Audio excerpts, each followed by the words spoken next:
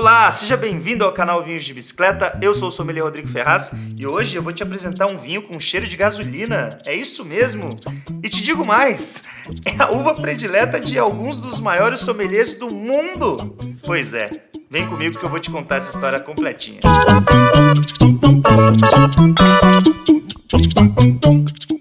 Galera, o episódio de hoje é apoiado pela Insider, essa marca de roupa que eu adoro e já vou te contar o porquê, tá? Tem alguns motivos aqui pra isso. Primeiro deles, ela não desbota. Depois de várias lavagens, ela fica assim, ó, bonitona, com essa cor. Essa aqui é a Tech Shirt preta da Insider. Eu tenho há algum tempo já, tá aqui, ó, lindona. Segundo motivo, ela não amassa. Olha que incrível, principalmente para pessoas aí que eu tenho certeza que tem o mesmo hábito que eu, ou seja, a falta de hábito de passar roupa depois da lavagem, né? Isso aí facilita demais, né? O tecido que ela tem aqui, que é super tecnológico, ele acaba se alisando no corpo. Então, assim, tirou da máquina, estendeu no varal, colocou no corpo, tá lisinha, não precisa fazer nada. Isso é mágica. E por último, ela ainda tem regulação térmica. É um tecido todo tecnológico aqui que ajuda a controlar o suor, então te ajuda a ficar fresquinho. Olha que maravilha. Eu vou deixar o link aqui para vocês do site da Insider, é um site mega completo, tem vários modelos masculinos e femininos e é lógico que eles não iam deixar a comunidade Vinhos de Bicicleta aqui sem nenhum tipo de benefício, né? Eles deram para vocês um cupom de desconto VINHOS12, é só você usar lá no checkout que você vai garantir 12% de desconto em qualquer peça. Então corre lá, se divirta e eu tenho certeza que alguma peça da Insider vai ser a sua cara. Bora pro episódio.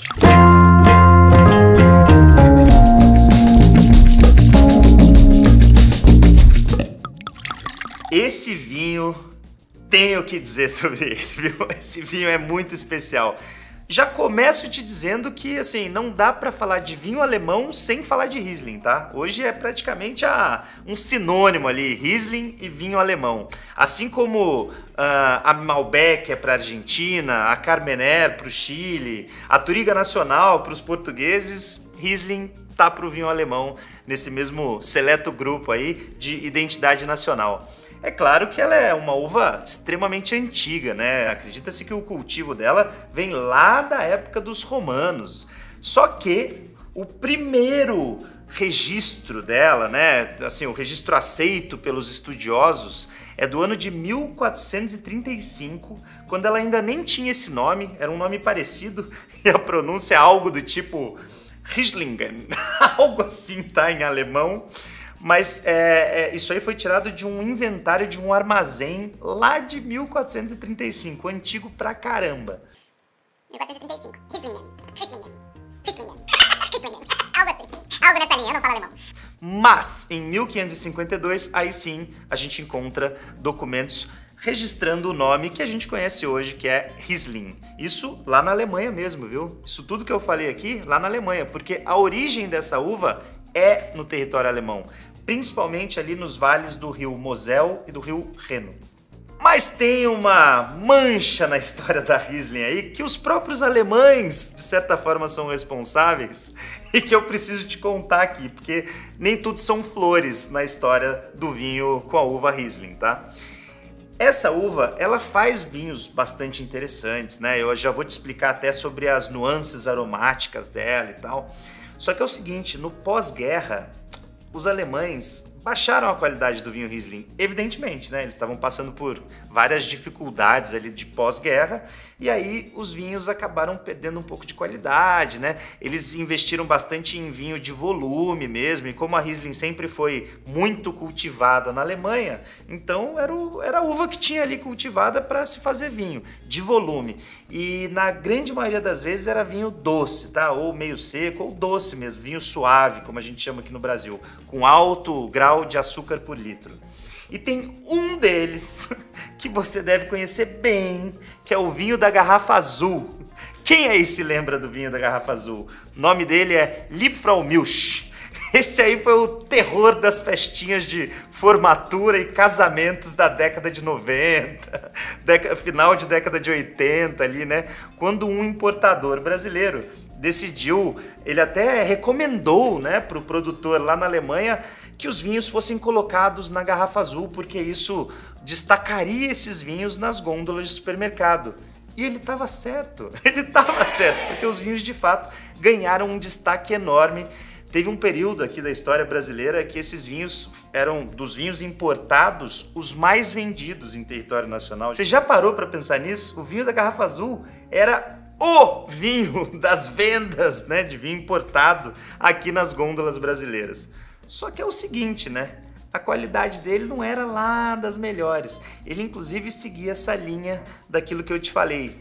Vinho de volume e com alto grau de açúcar por litro, tá? Naquela época, isso até poderia ser mais aceitável. Poxa, se a gente fala que até hoje a cultura do vinho ainda está engatinhando no Brasil, imagina a década de 90. Não tinha vinhos de bicicleta no YouTube para você aprender, não tinha nada disso aqui. Era salve-se quem puder aí, não tinha muita informação de vinho, você comprava o que os vizinhos falavam que era bom. É basicamente isso.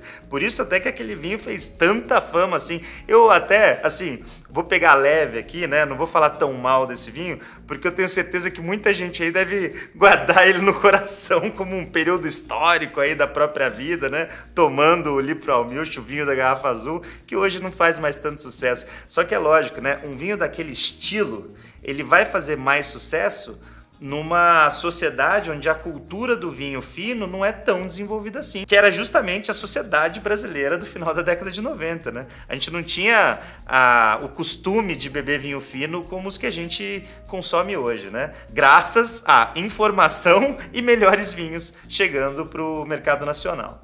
Mas, para nossa sorte, os alemães viraram esse jogo e, de fato, hoje eles fazem alguns dos melhores vinhos brancos do mundo. E acredite se quiser, eles são feitos com Riesling. Até, se a gente for pegar a lista de vinhos mais caros do mundo, os Borgonha lá da França estão disparados lá, completando a lista, mas é possível também encontrar alguns exemplares de vinhos brancos feitos com Riesling em território alemão, entre os vinhos mais caros do mundo. Então, assim, ela de fato virou o jogo e virou bonito, né? Tanto que hoje tem vários sommeliers do mundo todo, como eu já falei antes, que são respeitados e tem a Riesling como algumas das uvas prediletas, né, deles, alguns dos vinhos prediletos que eles têm aí em suas respectivas catas. Só que os vinhos são muito diferentes daquele da garrafa azul, né? Hoje você encontra Riesling seco, doce, mais leve, mais frutado, mais rústico, até porque ela já saiu da Alemanha, né? Hoje ela continua sendo a principal casta cultivada na Alemanha, mas ela já está espalhada por vários outros lugares do mundo. E eu vou citar alguns deles aqui para vocês, tá? Quando a gente fala de Europa, a Alemanha está lá na primeira posição, é o país que mais cultiva Riesling do mundo. Só que a gente pode destacar também a França, principalmente na região da Alsácia, faz alguns vinhos maravilhosos com essa casta. Leste europeu, aí a gente pode citar a Áustria, Eslovênia, que também são países de clima mais frio, que são muito interessantes. E se você pegar um país de clima um pouquinho mais quente, que também planta Riesling dentro da Europa, é Portugal. Pasme! Esse aqui que está na minha taça, inclusive, é um Portuga. Mas não só de Europa vive a Riesling, né? Ela já está no novo mundo do vinho e alguns países de destaque eu também vou citar aqui para você. A gente fala de Estados Unidos, que faz vinhos muito interessantes com essa casta, desde o estado de Washington até a Califórnia, são bem legais mesmo. O Canadá também entra nessa lista com ótimos vinhos de Riesling, só que é um pouquinho difícil de achar aqui no Brasil por causa do volume de produção. E Austrália, só que aí o estilão do vinho australiano feito com essa casta é bem diferentão, porque daí é clima quente, né? E aí ela fica com nuances completamente diferentes de um Riesling alemão, por exemplo. E eu vou te explicar, tintim por tintim, essa diferença agora.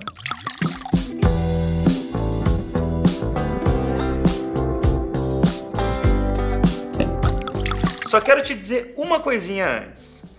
Tem algumas características que, independente da Riesling estar plantada em clima quente ou clima frio, são características muito marcantes dessa cepa e eu preciso que isso fique marcado aí na sua cabeça, porque isso é a tipicidade de um vinho Riesling, tá? E é isso que tanto encanta quem é experiente, aí, apaixonado por vinho e que gosta dessa variedade. Primeira delas, intensidade aromática. estando em clima quente ou clima frio, quase sempre um vinho com essa uva vai despertar vários aromas na taça, assim. É aquele tipo de vinho que a taça tá aqui e eu tô conseguindo sentir nuance aromática dele. Então, assim, é explosivo. Para quem gosta desse estilo de vinho, a Riesling é para você. Segundo fator, acidez marcada, muito marcada. A Riesling, ela tem essa característica e é da fruta. A acidez vai estar muito presente ali no fruto e depois isso vai ser passado para o vinho. Então, causa bastante salivação e é ótimo para harmonização. E o terceiro fator é longevidade. Só que longevidade está diretamente atrelada à acidez. Porque vinhos mais ácidos, né? Lembrando, a acidez é um conservante natural, então vinhos mais ácidos são naturalmente mais longevos. Então tem muito Riesling aí no mercado que é com potencial de guarda para você deixar envelhecer na tua adega. E pasmem, viu? Não é comum você usar barrica de carvalho, como na Chardonnay, por exemplo, nos vinhos Riesling. Não é comum. Por quê? Apesar dessa intensidade aromática toda, os produtores costumam dizer que quando você passa um Riesling por barrica, a barrica de carvalho acaba camuflando os aromas naturais da Riesling, sabe? Ela acaba atrapalhando aqueles aromas que são tão típicos e tão gostosos da gente sentir no olfato. Então a barrica não é muito benquista quando a gente está falando de vinhos Riesling. Beleza? Então agora que você já sabe as características principais dos vinhos feitos com a Riesling, vamos entender como eles se comportam em clima quente e clima frio.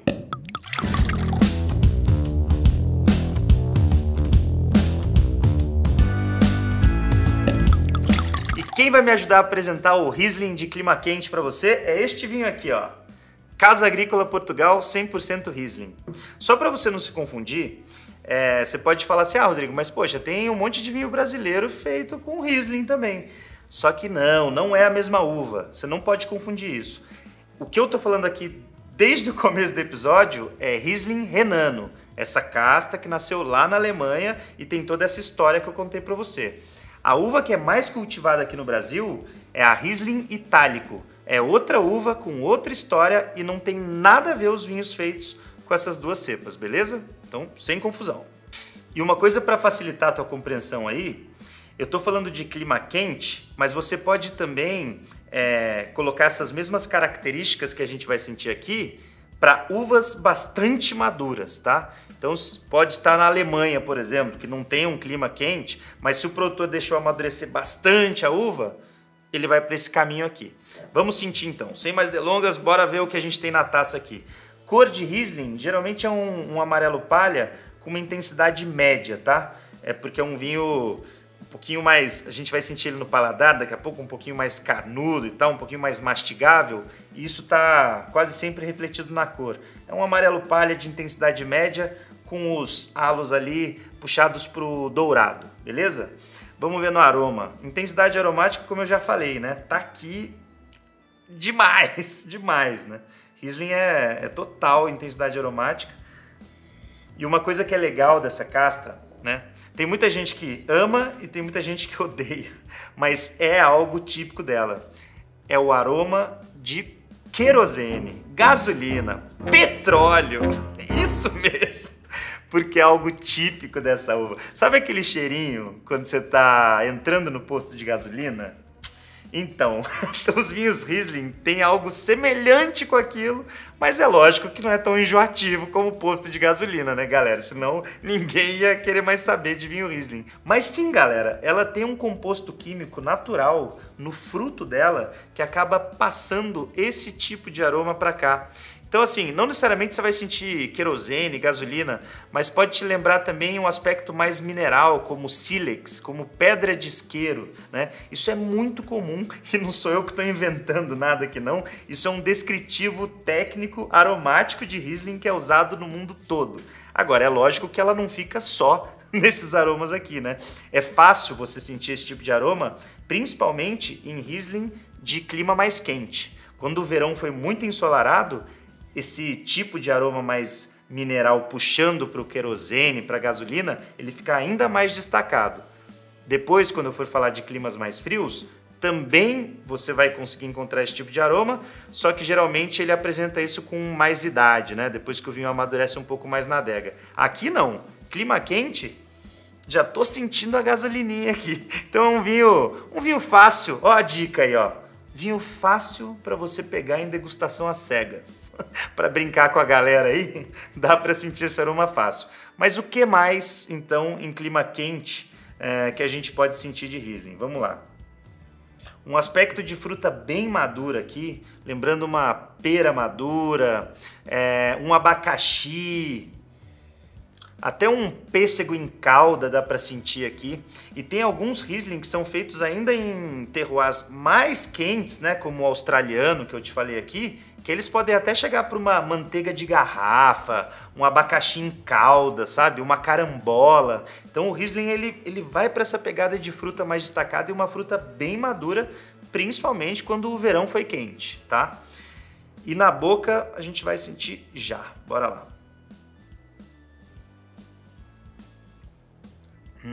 É bom demais, cara. Isso aqui é bom demais. Ó, o que a gente pode destacar de Riesling de clima quente? Corpo, médio alto ou alto, tá? Um Riesling para vinho branco, né? Comparando com outros vinhos brancos, o corpo lá em cima. Acidez, média alta, tá?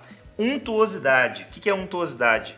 Preenchimento de boca. Quando você unta a panela com manteiga, sabe? Que a manteiga gruda na panela, é a mesma coisa, a mesma sensação que alguns vinhos causam no nosso paladar. O Riesling, principalmente de clima quente, vai trazer essa untuosidade aqui média alta também, tá? Isso é comum de a gente encontrar nesse estilo de vinho.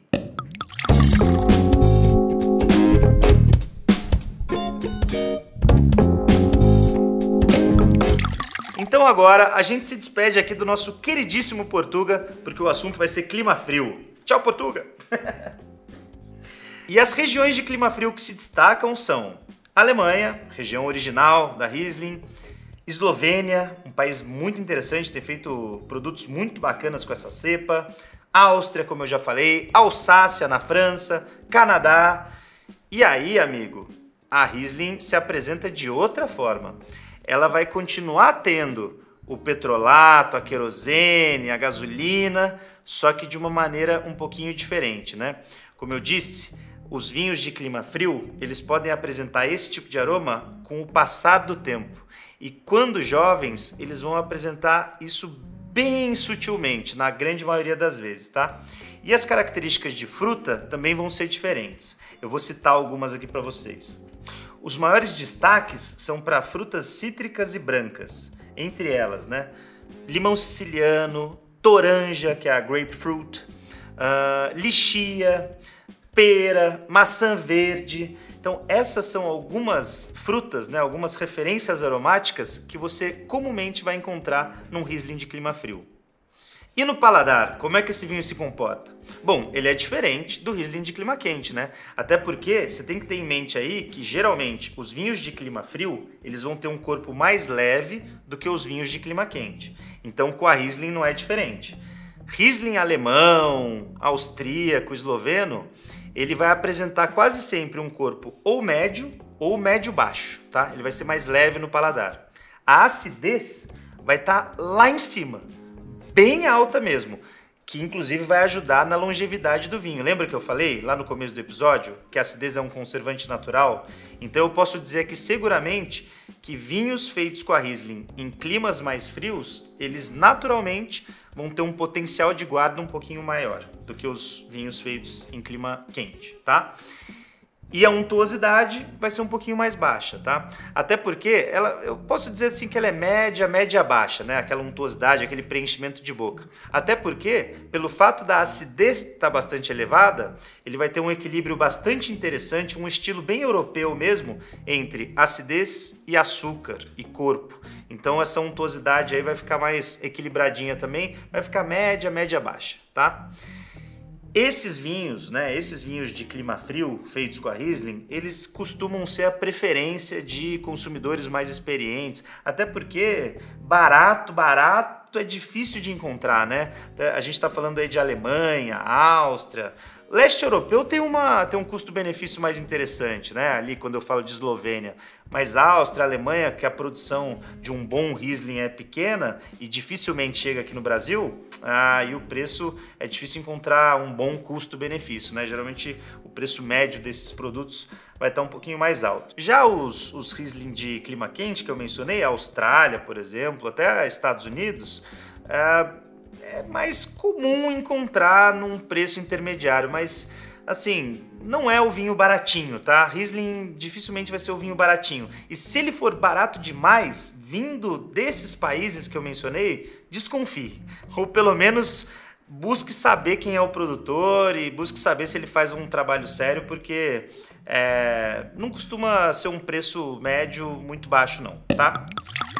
Mas para te ajudar, a gente é lógico que trouxe uma seleçãozinha bacana para você, né? Eu montei uma dupla no site da Vinhos de Bicicleta para você provar Riesling de clima frio e Riesling de clima quente. Então, esse Portuga aqui, que tá na minha taça, tá lá e ele tem um custo-benefício sensacional. Casa Agrícola Portugal fez um trabalho muito bacana com esse vinho. E a gente vai colocar também um vinho da Eslovênia para você. Se você comprar o kit, ainda tem um preço especial. Eu vou deixar o link aí nos comentários. E também no descritivo do vídeo, beleza? E não esquece, hein? Tem o cupom de desconto da Insider também. O link do site deles tá aí também. Só você usar Vinhos 12 para garantir seus 12% de desconto. Então, boas compras para você, seja no site da Insider ou no site da Vinhos de Bicicleta. Recomendo de verdade você provar esses vinhos aqui feitos com essa uva, porque eles são verdadeiras celebridades mundiais entre os sommeliers aí, sem dúvida nenhuma. Tem muito sommelier que coloca essa uva aqui como a branca predileta deles. Não é a minha branca predileta, mas um dia, quem sabe, eu conto para você. Mas se você quiser aproveitar, então, o kit desses vinhos aqui está aí também no site da Vinhos de Bicicleta, vou deixar o link para você e a gente se vê no próximo episódio. Curtiu a história da Riesling? Você sabe que essa semana aqui foi o Dia Mundial da Riesling, por isso que a gente decidiu gravar esse episódio. Espero que vocês tenham curtido, até a semana que vem e é isso. Mais uma uva aí pro teu portfólio, hein? Bacana. Cheers! Saúde! Posto de gasolina. Ai, quase já esquecendo. Você viu o cenário novo aqui? Bonitão, né? Tá parecido com o do Talmaessa Show, nosso novo podcast. A gente tá investindo para vocês aí, para a comunidade Vinhos de Bicicleta. Então, não custa nada, né? Não esquece de deixar seu like e se inscrever no canal. Até mais. Cheers!